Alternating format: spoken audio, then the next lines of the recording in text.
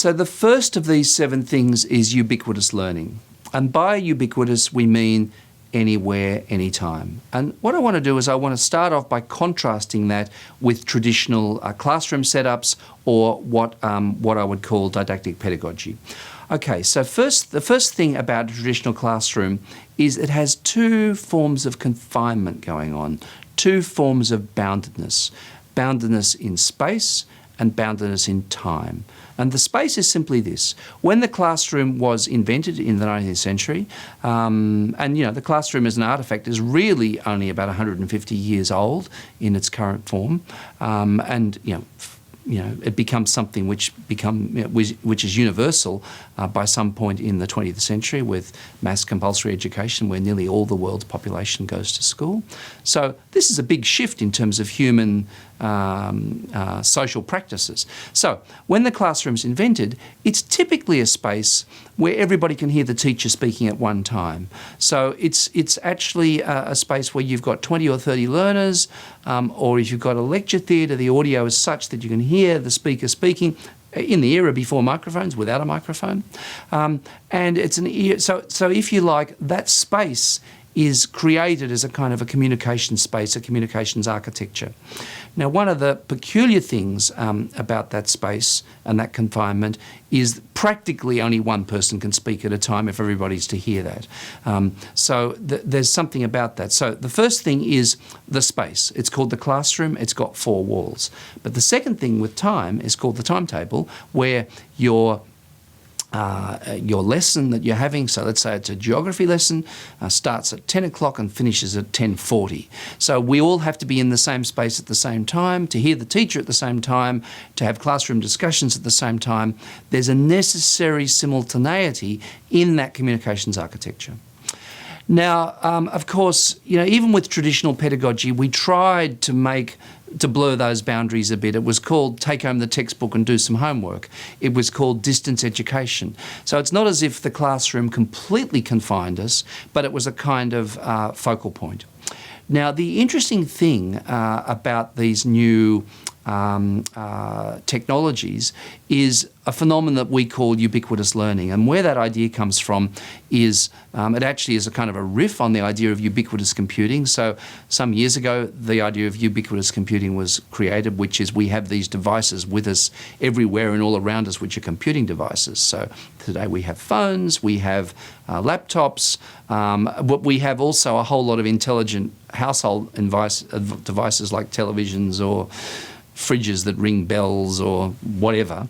So computing is all around us.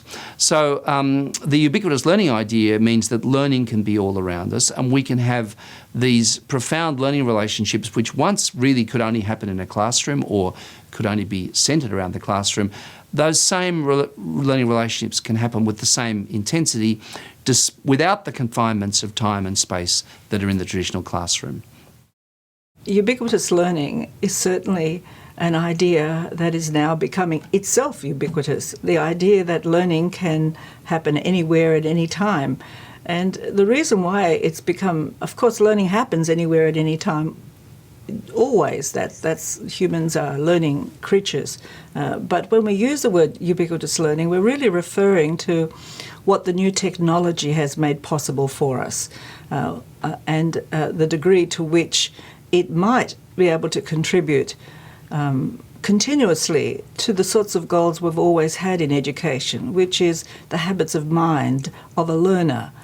What kind of habits are we talking about, and what kind of habits might ubiquitous learning with the use of the new technology encourage?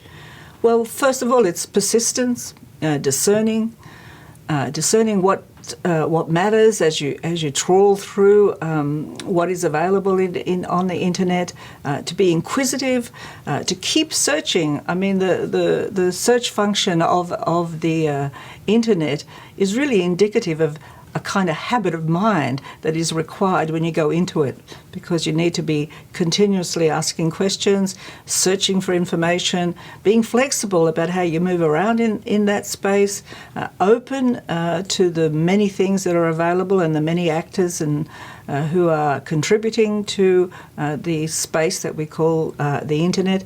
And of course, it also requires a certain kind of independence as you weave your way through it and as you choose information and as you choose the type of engagement.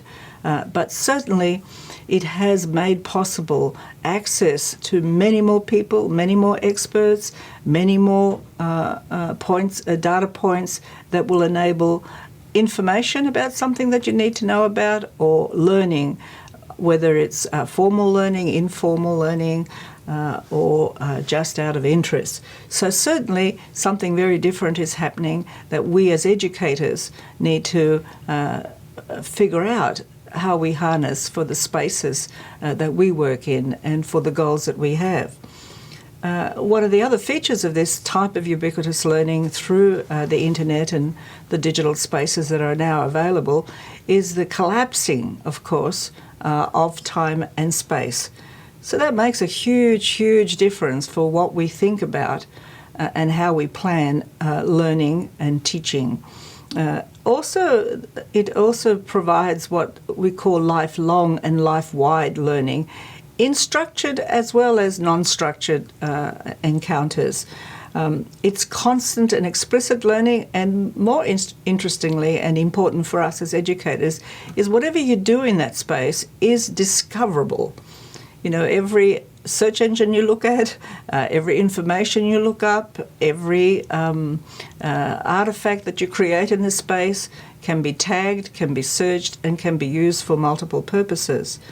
So this is an extraordinary new environment which has enormous potentials for us. So why does it matter? Why are we thinking about ubiquitous learning in this way? Well, one reason is that we are, as educators, producing types of people. And if you think about the classroom at the moment and the type of people we produce, there's a huge contrast. Just simply in the types of people in schools that have to work by the timetable, by periods.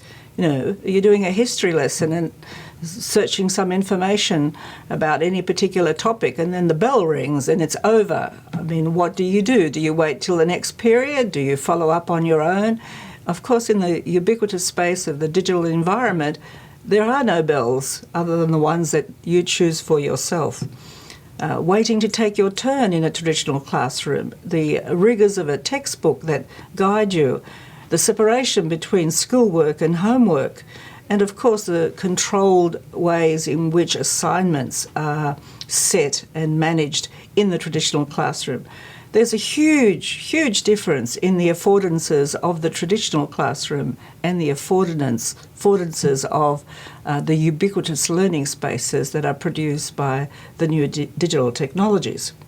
So, what does this mean for us, particularly given that on a daily basis we're seeing extraordinary shifts in this space? The new technology keeps opening up and providing us with new affordances for interaction, for information, and for creativity. And it is very vital for us as educators to not think of these spaces as spaces on the side, but as spaces that are entering our children's lives, our learners' lives, and our lives increasingly.